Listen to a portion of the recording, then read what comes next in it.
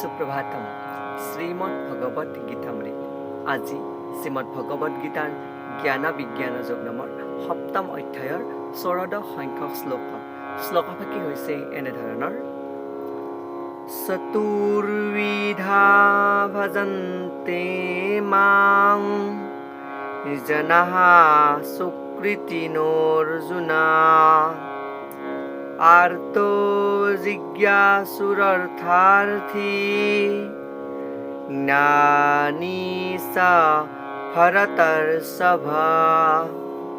এই বিশিষ্ট শ্লোকফাকিৰ অসমীয়া অৰ্থ হৈছে এনেধৰণৰ: হে ভাৰতৰ্ষভ অৰ্থাৎ ভাৰতৰ শ্ৰেষ্ঠ অৰ্জুন, চাৰিবিধ পুণ্য কৰ্ম বা কাম মানুহে ভক্তিৰে মোৰ বাবে কাম কৰিবলৈ আৰম্ভ কৰে। তেওঁলোক হ'ল আৰ্ত, জিজ্ঞাসু, অৰ্থ লাভৰ বাবে ইচ্ছুক আৰু যিজন তত্ত্বজ্ঞান সন্ধানী বুলি কোৱা প্ৰসংগত ভগৱান শ্ৰীকৃষ্ণই সখা অৰ্জুনৰ আগত এই বিশিষ্ট শ্লোকফাকিৰ অৱতাৰণা কৰিছে। আৰু এই শ্লোকফাকিৰ প্ৰসংগাৰ্থে উল্লেখ কৰিছে যে চাৰিবিধ পুণ্য কৰ্মৰ কাৰণে মানুহে ভক্তি কৰে। যিয়ে আৰ্ত বা দুখত থাকে, আৰু যিয়ে জিজ্ঞাসু কিবা বস্তু জানিবলৈ ইচ্ছা কৰে, আৰু যিয়ে অৰ্থ লাভৰ কাৰণে ইচ্ছা কৰে, আৰু যিয়ে তত্ত্বজ্ঞানৰ সন্ধানী, তেওঁলোকে এই ভগৱানৰ এই চাৰিটা কৰ্মৰ তত্ত্বাৱধানত তেওঁক সেৱা কৰে বা প্ৰাৰ্থনা কৰে বুলি ইয়াতে উল্লেখ কৰিছে। এই প্ৰসংগত ভাষ্যকাৰে উল্লেখ কৰিছে যে দুষ্কৃতিকাৰীবিলাকৰ বিপৰীতে সুকৃতি সম্পন্ন মানুহবিলাকে শাস্ত্ৰৰ যি বিধি নিষেধ মানি চলে, নৈতিক আৰু সামাজিক বিধান মানি চলে আৰু কম বেছি পৰিমাণে পৰমেশ্বৰৰ প্ৰতি ভক্তি সম্পন্ন হয়। এনে লোকসকলৰ ভিতৰত 4 শ্ৰেণীৰ মানুহ হ'ল: যিসকলে কেতিয়াবা দুখত পৰে, অৰ্থাৎ আৰ্ত শব্দটোৱে দুখত পৰাৰ কথা কৈছে; যিসকলৰ অৰ্থৰ প্ৰয়োজন আছে, অৰ্থাৎ যিয়ে অৰ্থৰ কামনা কৰে; যিসকলে কেতিয়াবা জ্ঞান লাভ কৰিবৰ বাবে ইচ্ছা কৰে; আৰু যিসকলে পৰম সত্যৰ সন্ধানী হৈ পৰে, অৰ্থাৎ জিজ্ঞাসু আৰু তত্ত্বজ্ঞাতা। এনে লোকসকলৰ বিভিন্ন পৰিস্থিতিত পৰি পৰমেশ্বৰৰ ভক্তিৰ প্ৰতি আসক্ত হয় বুলি কৈছে।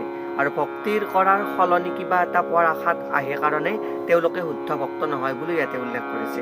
শুদ্ধ ভক্তিপূৰ্ণ সেৱাৰ ক্ষেত্ৰত কোনো আকাংক্ষা বা কোনো বৈষয়িক লাভৰ আশা জড়িত হৈ থাকিব নালাগে বুলি কৈছে। অৰ্থাৎ আৰ্ত, জিজ্ঞাসু, ধনাৰ্থী বা ধনৰ কামনা কৰা আৰু তত্ত্বজ্ঞানৰ অৰ্থে ভগৱানৰ সেৱা কৰাটো শুদ্ধ ভক্তি নহয় বুলি ইয়াতে উল্লেখ কৰিছে।